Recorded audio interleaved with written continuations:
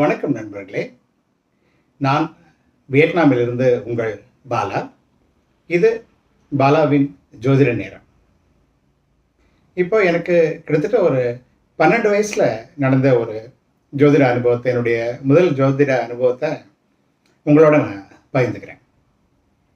நான் அப்போ தான் 6வது வகுப்பு முடிச்சுட்டு 7வது வகுப்பு போகிறேன்.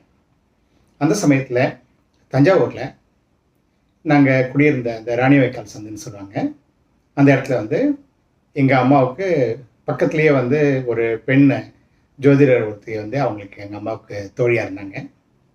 அவங்க என்னுடைய படிப்பு, என்னுடைய உடல் ஆரோக்கியம், அதை பற்றி அவங்க ஏதோ கேட்ட சமயத்தில் அந்த பெண் ஜோதிடர் என்ன சொல்லியிருக்காங்க அப்படின்னா, இந்த பையன் என்னை அப்போ மணின்னு கூப்பிடுவாங்க வீட்டில்.